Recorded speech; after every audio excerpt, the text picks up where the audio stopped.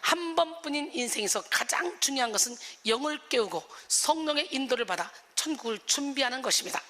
예수 그리스도를 구주로 영접하고 하나님의 뜻에 순종하며 사명에 집중하며 사는 삶이 가장 탁월한 인생입니다.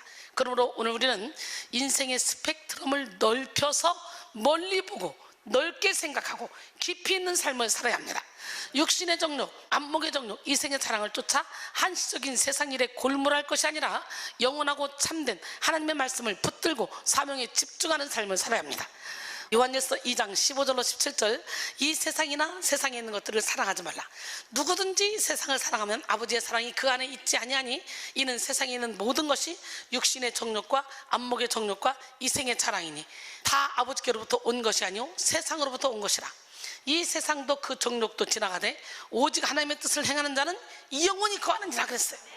지금 여러분이 몰두하고 있는 것이 무엇인지 생각해 보세요. 여러분은 어디에 돈을 쓰고 시간을 쓰고 열정을 쏟고 있습니까? 여러분이 중요하게 여기는 것은 영원한 것입니까? 잠시 있다 없어질 안개 같은 허망한 삶입니까?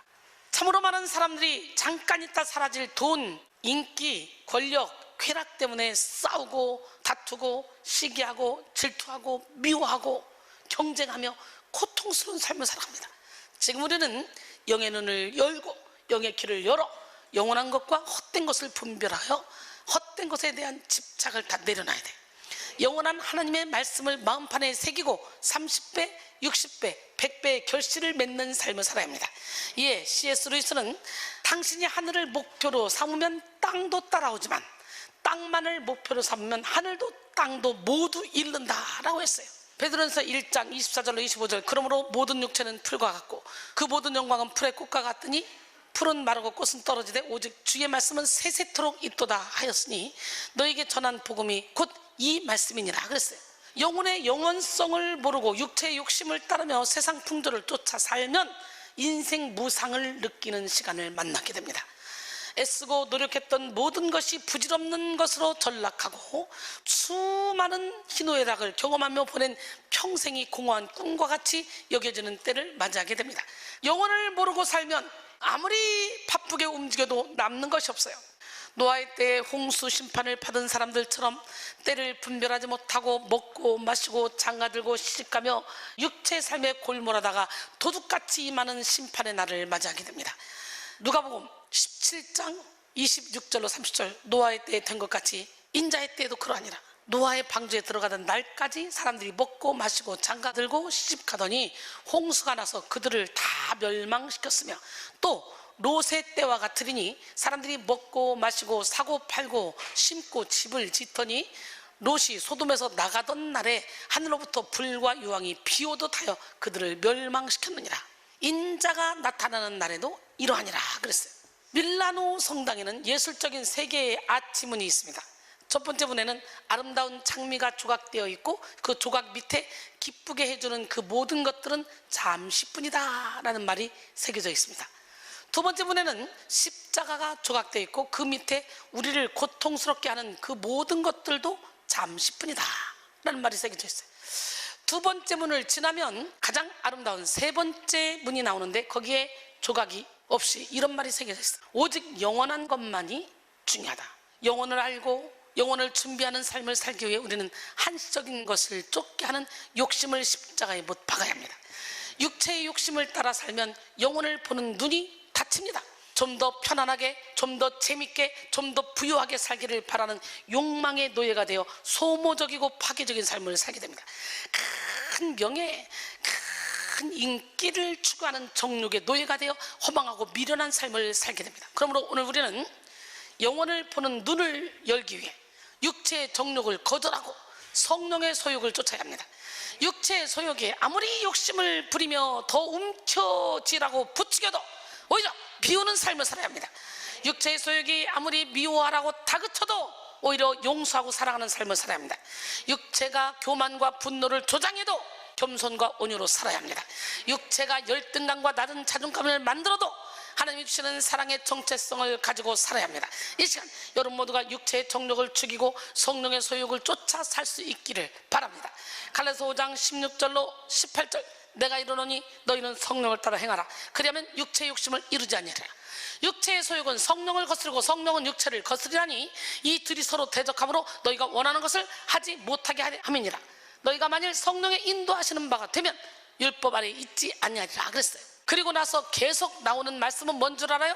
육체의 일은 분명하니 곧 음행과 더러운 것과 호색과 우상숭배, 추술, 원수 맺는 것, 분쟁, 당지는 것, 분열함, 이단, 투기와 술 취함, 방탕함, 또 그와 같은 것들인데 이런 일을 행하는 자들은 하나님의 나라를 유업으로 받지 못한다고 말씀했어요.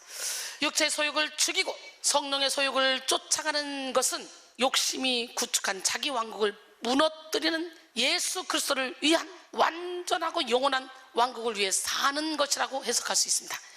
미국의 목회 상담가인 폴 트립은 자기의 왕국에서 사는 사람들은 크게 두 가지 생각에 매여 영원한 본질을 보지 못한다고 했습니다. 첫째는 땅에 매인 보물입니다. 자기 왕국을 구하는 사람은 눈에 보이는 이 땅의 가치에 얽혀서 영원한 천국을 보지 못합니다. 둘째는 걱정에 이끌린 필요입니다. 자기 왕국을 위해 사는 사람은 자기 힘으로 먹을 것, 마실 것, 입을 것을 구하고 자기 노력으로 가족들을 책임져야 하기 때문에 끊임없이 염려, 걱정, 근심에 매이게 됩니다.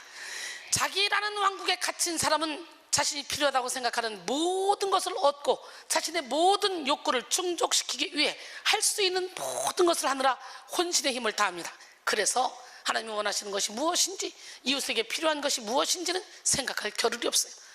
자신의 필요가 너무나 많은 공간을 차지하고 있어서 성령의 음성은 듣지 못하고 죄에 물든 자아의 배후에서 속삭이는 사탄의 소리만 듣게 되는 거예요. 결국 육체의 소욕을 쫓는 사람들은 사탄의 지배를 받고 지옥과 같은 삶을 살 수밖에 없죠. 에베소 4장 17절로 20절, 그러므로 내가 이것을 말하며 주 안에서 증언하노니 이제부터 너희는 이방인이 그 마음에 허망한 것으로 행한 같이 행하지 말라. 그들이 총명이 어두워지고 그들 가운데 있는 무지함과 그들의 마음이 굳어짐으로 말미암아 하나님의 생명에서 떠나 있도다. 그들이 감각 없는 자가 되어 자신을 방탕에 방임하여 모든 더러운 것을 욕심으로 행하되 오직 너희는 그리스도를 그같이 배우지 아니하였느니라 그랬어요. 영혼을 알 때 우리는 이 세상 풍조와는 차원이 다른 가치관을 가지고 살게 됩니다. 잠깐 있다 사라질 헛것에 마음을 쏟지 않고 영원하고 중요한 가치를 바라보게 됩니다. 이 세상의 부귀, 영화, 권세, 지식, 명예에 집착하지 않게 되고 복음을 위해 고난받는 것도 기쁘게 여기게 됩니다. 하나님이 미워하시는 죄를 미워하고 하나님이 기뻐하시는 영혼 구원, 제자 양성, 세계 선교에 몰두하게 됩니다. 뿐만 아니라 주님이 걸어가신 십자가의 길을 따라가면서 어떤 고난과 역경을 만나도 넉넉히 감내하며 영원한 하늘 상급을 쌓고 소망하게 되는 거죠. 고린도서 4장 16절로 18절, 그러므로 우리가 낙심하지 아니하노니 우리의 겉사람은 낡아지나 우리의 속사람은 날로 새로워지도다. 우리가 잠시 받는 환난에 경한 것이 지극히 크고 영원한 영광에 중한 것을 우리에게 이루게 함이니 우리가 주목하는 것은 보이는 것이 아니요 보이지 않는 것이니 보이는 것은 잠깐이요 보이지 않는 것은 영원함이라 그랬어요. 할렐루야. 예, 로마서 8장 17절로 18절도 보니까 자녀이면 또한 상속자 곧 하나님의 상속자요 그리스도와 함께한 상속자니 우리가 그와 함께 영광을 받기 위하여 고난도 함께 받아야 할 것이니라. 생각하는데 현재의 고난은 장차 우리에게 나타날 영광과 비교할 수 없도다 그랬어요. 하나님은 시작도 없고 끝도 없으신 분이며 모든 피조물은 그분의 뜻 안에서 존재의 의미를 부여받습니다. 영원하신 하나님 앞에서 우리의 인생은 안개와 같고 풀의 꽃과 같습니다. 그러나 그분의 언약에 참여하는 자는 영원한 생명, 영원한 기업, 영원한 위로를 누리게 됩니다. 본래 영혼은 창조주 하나님의 존재 방식이자 속성이에요. 시간의 창조주이자 주권자이신 하나님은 영원부터 영원까지 존재하시고 사랑하시는 백성들을 영원한 길로 인도하십니다. 예, 시편 90편 1절로 2절, 주여 주는 대대에 우리의 거처가 되셨나이다. 산이 생기기 전 땅과 세계도 주께서 조성하시기 전 곧 영원부터 영원까지 주는 하나님이시니다 그랬어요. 다윗은 하나님이 예비하신 영원한 삶을 사모하며 하나님께 자신을 시험해달라고 간구했습니다. 혹시 있을지 모르는 악한 행위가 있나 보시고 깨닫게 해달라고, 회개하게 해달라고 기도했습니다. 영원한 길로 나갈 수 있게 해달라고 간구했습니다. 시편 139편 23절로 24절 따라합니다. 하나님이여 나를 살피사 내 마음을 아시며 나를 시험하사 내 뜻을 아옵소서. 내게 무슨 악한 행위가 있나 보시고 나를 영원한 길로 인도하소서. 할렐루야.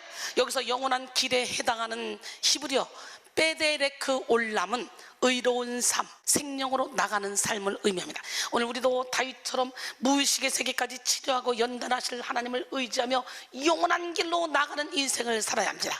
영원한 하나님의 말씀을 붙들고 의로운 삶을 살고 생명을 살리는 삶을 살아야 합니다. 성도는 영원한 영적 가치를 붙들 때 과거, 현재, 미래를 추월하는 영혼의 생명을 얻게 되고 사명에 몰입하며 하나님의 뜻을 이루기 위해 힘쓸 때 성령의 파도를 타고 놀랍게 심오한 영적 세계에 들어가게 됩니다.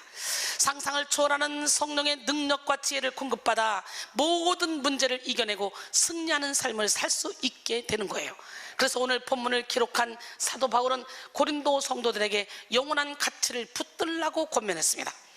비본질적인 것을 붙들고 시기하고 다투며 질투하고 각종 논쟁을 벌이던 그들에게 영원한 믿음, 소망, 사랑을 붙들고 모든 문제를 뛰어넘어 영적 성장과 성숙을 이루라고 했습니다. 오늘 본문이죠. 그런데 믿음, 소망, 사랑 이 세 가지는 항상 있을 것인데 그 중에 제일은 사랑이라. 바울은 영원한 것은 믿음, 소망, 사랑이라고 명확하게 밝히며 그 중에 제일이 뭐라 그랬어요? 사랑. 오늘 본문인 고린도전서 13장의 앞뒤에 위치한 고린도전서 12장과 14장은 은사장이라고 불립니다. 바울은 은사를 남용하는 고린도 교인들에게 은사에 대해 바른 지식을 쌓게 하려고 고린도전서 12장과 14장을 기록했어. 먼저 12장에서 각종 은사의 종류를 나열하죠. 지식의 말씀, 지혜의 말씀, 믿음의 은사, 병 고치는 은사, 능력 행하면서 예언하면서 영들 분별하면서 각종 방언만하면서 방언들 통역하면서 이거는요 모든 일은 한 성령이 행하사 그의 뜻대로 각 사람에게 나눠준대. 유익하게 하려고. 고린도전서 12장 7절로 11절 말씀이야. 은사는 신앙의 목적이 아니라 수단입니다.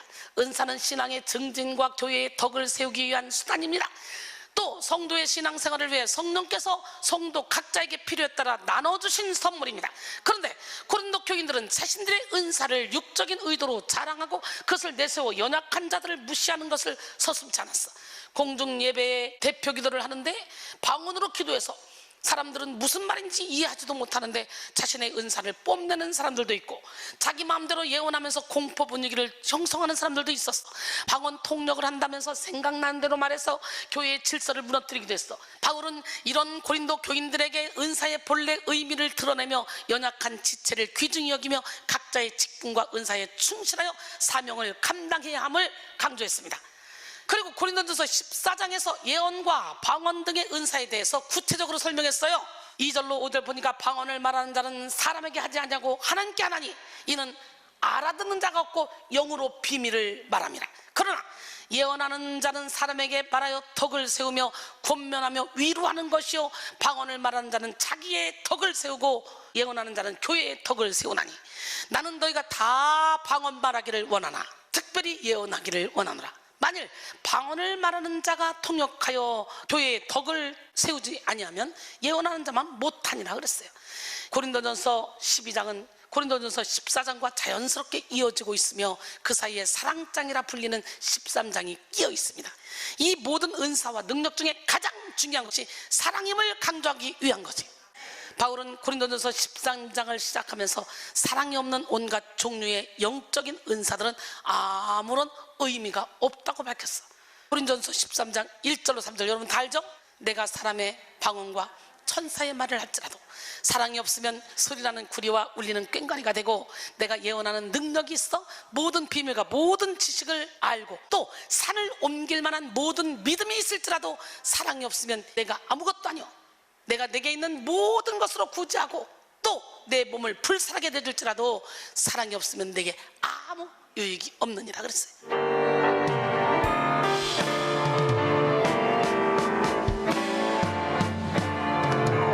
끝없는 주님의 사랑 한없는 사랑 놀라운 그 사랑 값없이 주시는 사랑 그 크신 사랑 충만마다 전하리 끝없는 주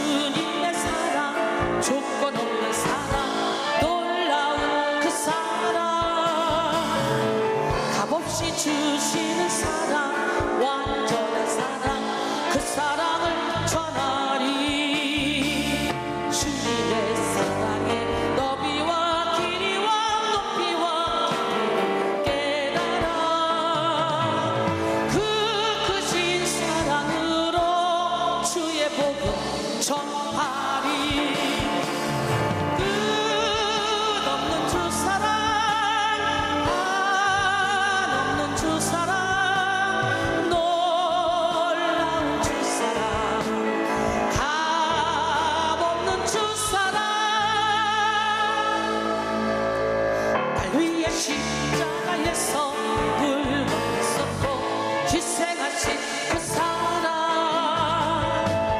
그 크신 주님의 사랑, 놀라운 사랑 전하며 살리라. 끝없는 주 사랑, 한없는 주 사랑, 놀라운 주 사랑, 값없는 주 사랑, 위에 십자가에서 굶었었고 희생하신 그 사랑, 그 크신 주님의 사랑, 놀라운 사랑 전하며 살리라. 전하며 살리라. 할렐루야. 그 놀라운 크신 주님의 사랑을 전하며 사는 우리 모두가 되길 원합니다. 고린도 교회는 은사도 많고 지식도 풍성한 교회였습니다. 그러나 교회 안에는 다툼과 분열이 끊이지 않았어요. 그 이유는 은사는 있었지만 사랑이 부족했기 때문에. 그런데 이런 경고는 단지 고린도 교회만이 아니에요. 존 웨슬리의 시대에도 동일하게 적용됐어요. 웨슬리는 18세기 영국 대각성 운동의 중심에 있었지만 당시 은사 중심의 일부 사역자들이 점차 자기 영광과 영향력 확대에만 집중하면서 무너지는 것을 직접 목격했습니다. 이에 그는 단호히 말했습니다. 너희 안에 사랑이 없다면 하나님께 쓰임받는 것이 아니라 하나님께 버림받을 것이다. 사랑이 없는 거룩은 위선이며 사랑이 없는 은사는 교만이다 라고 했어요.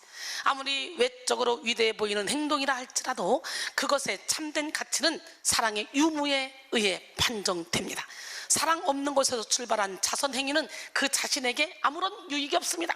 사랑은 열정의 생명이자 율법의 완성입니다. 사랑은 그 자체로 하나님께 속한 사람인지 아닌지를 구분할 수 있는 시금석이자 영성의 깊이를 측정할 수 있는 척도입니다. 영성의 거장은 곧 사랑의 거장입니다. 영성이 깊은 사람일수록 품지 못할 사람이 없고 이해하지 못할 사람이 없고 용서하지 못할 사람이 없습니다. 참된 영성을 소유한 사람은 예수님의 마음을 가지고 모든 사람을 기꺼이 사랑하고 용서하며 조건 없이 베풀고 나누고 섬기는 삶을 삽니다. 그런데 다른 모든 것을 완벽하게 갖추었다 할지라도 사랑이 없는 사람은 하나님의 사람이 아니라고 할 수 있어요. 요한일서 3장 14절에 우리는 형제를 사랑함으로 사망에서 옮겨 생명으로 들어간 줄 알거니와 사랑하지 아니하는 자는 사망에 머물러 있느니라 그랬어요. 1900년대 초 전라북도 김제에 위치한 금산교회는 유교적 전통 속에서 남녀를 분리해 예배드릴 만큼 보수적인 지역 공동체였습니다. 그러나 복음이 전파되면서 교회는 점차 신분과 성별, 지역의 편견을 뛰어넘는 복음 공동체로 변해가기 시작했습니다. 이 교회의 개척 멤버 중 한 사람이었던 조덕삼 장로는 당시 지역의 유력한 지주로서 마방을 운영하며 많은 사람들에게 영향을 끼치던 인물이었어요. 그는 예수를 믿고 진심으로 복음을 따르며 교회를 섬겼고 그의 마부였던 이자익 청년도 그의 영향을 받아 함께 신앙생활을 시작하고 세례를 받게 됐어. 세월이 흐른 뒤 교회에서 장로 선출을 위한 투표가 진행되었고 많은 이들의 예상과 달리 조덕삼이 낙선하고 그의 하인 출신이던 이자익 청년이 장로로 선출됐어. 당시로서는 충격적인 일이었지만 조덕삼 장로는 그 결과를 기쁘게 받아들이며 이렇게 말했어요. 오늘 우리 금산교회 성도들은 참으로 귀한 선택을 하셨습니다. 이자익 성도는 저보다 믿음이 뜨겁고 진실한 사람입니다. 하나님께서 그를 세우신 줄 믿고 진심으로 감사합니다. 할렐루야. 그는 여기서 멈추지 않고 이자익 장로가 신학교에 진학할 수 있도록 전폭적으로 지원했고 이자익 목사 안수를 받은 후에는 그를 자신의 교회 담임 목사로 청빙하여 순종하며 섬겼습니다. 멋지지 않습니까? 조덕삼 장로님, 자신의 지위나 체면보다 하나님의 뜻을 앞세운 한 사람의 겸손과 사랑이 교회를 더욱더 순결하게 하고 복음적인 공동체로 이끌어갔습니다. 사랑은 인간이 가질 수 있는 가장 아름답고 열렬한 감정이자 의지입니다. 성도는 형제를 사랑함으로 예수님의 참된 제자가 될 수 있고 원수를 사랑하고 축복함으로 한계 없는 영적 성장을 이룰 수 있습니다. 사랑이 있으면 역경과 고난도 쉽게 통과할 수 있고 인색한 마음이나 정죄하는 마음 없이 인내하며 용서하며 선을 베풀 수 있습니다. 이 시간 우리는 은사 중에 은사, 능력 중에 능력인 영원한 사랑을 하는 성도가 되어야 돼. 고린도 교회의 많은 문제는 믿음이 없어서도 아니고 소망이 없어서도 아니었어요. 그들에게는 사랑이 없었어. 사랑이 없어서 미성숙한 태도로 당을 짓고 시기하고 다퉜습니다. 영원한 사랑을 알지 못해서 육적인 죄를 짓고 영적으로 무지하고 미련한 태도를 보였습니다. 그래서 사도 바울은 믿음, 소망, 사랑 중에 사랑이 제일이라고 말하면서 고린도 성도들이 영원한 사랑으로 성숙할 것을 권면한 거예요. 오늘 여러분의 삶은 어떻습니까? 여러분은 이웃을 향해 따뜻하고 진실한 사랑을 하고 있습니까? 모든 것의 본질은 사랑이 있습니다. 영원한 사랑만 있으면 다른 부족한 것은 다 극복됩니다. 사랑이 영혼을 살리는 힘이고 사람을 변화시키는 권능이며 하나님의 뜻을 이루는 방법입니다.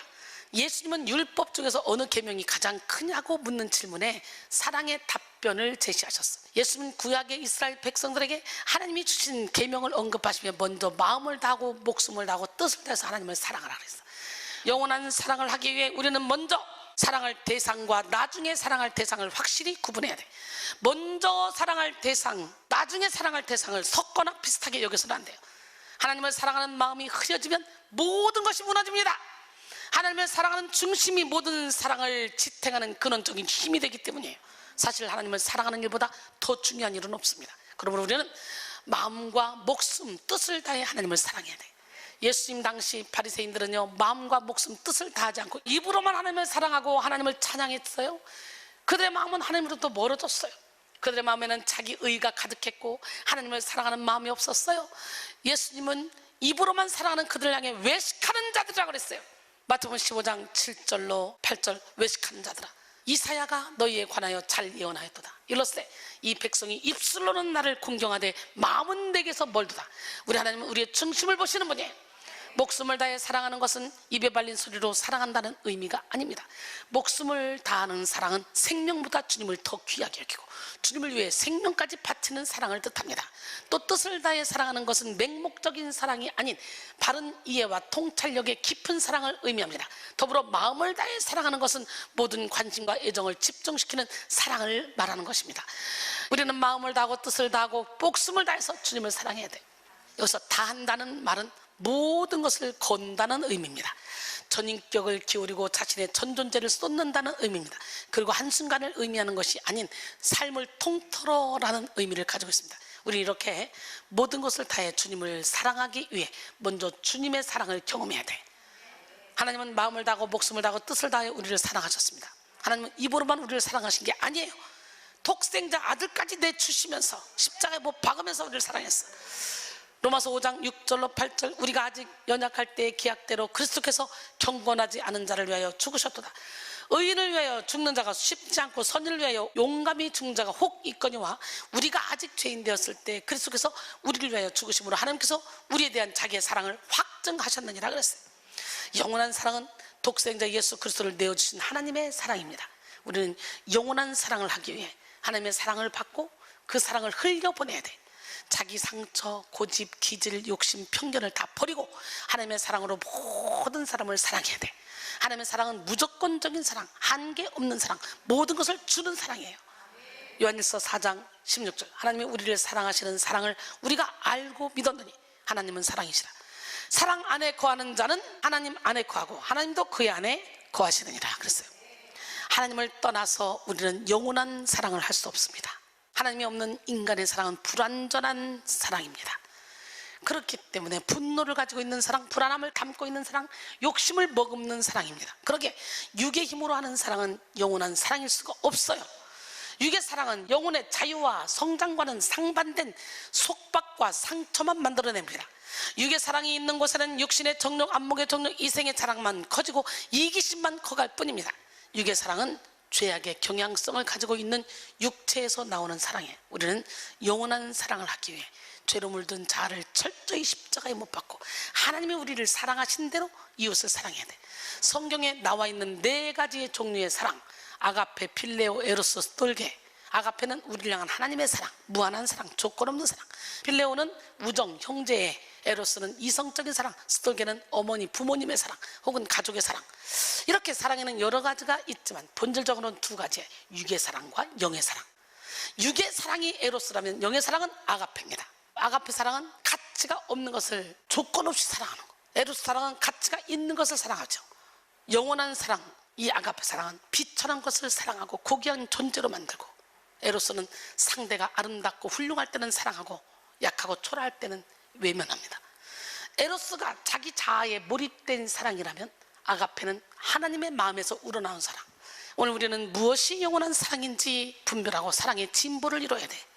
영원한 사랑은 자기를 비운 사랑이요, 상대방의 입장에서 생각하는 사랑입니다. 지혜로운 사랑이고 시기에 적절한 사랑입니다. 바울은 이러한 영원한 사랑에 대해 이렇게 말했습니다. 고린도전서 13장 4절로 7절. 사랑은 오래 참고, 사랑은 온유하며, 시기하지 아니하며, 사랑은 자랑하지 아니하며, 교만하지 아니하며, 무례히 행하지 아니하며, 자기의 유익을 구하지 아니하며, 성내지 아니하며, 악한 것을 생각하지 아니하며, 불의를 기뻐하지 아니하고, 모든 것을 참으며, 모든 것을 믿으며, 모든 것을 바라며, 모든 것을 견디느니라. 할렐루야. 우리는 영원하고 참된 하나님의 사랑을 경험하고 자아를 온전히 비워 영원한 사랑을 하는 인생을 살아야 돼. 하나님이 주신 사명을 사랑하고 주님의 몸된 교회를 사랑하여 영혼을 준비하는 삶을 살아야 돼. 사랑하는 성도 여러분, 오늘 시간에 잠시 있다 없어질 헛된 것에 집착하는 삶을 멈춥시다. 영혼을 준비하는 삶을 살아갑시다. 영원한 하나님의 말씀을 붙들고 영원한 천국에서 누릴 상급을 쌓는 삶을 살아갑시다.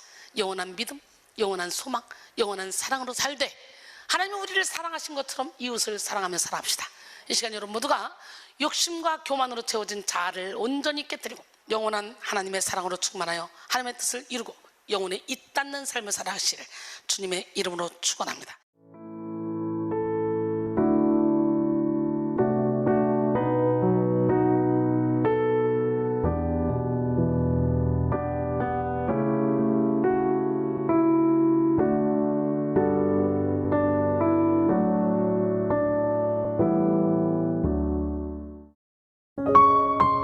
GOD Good TV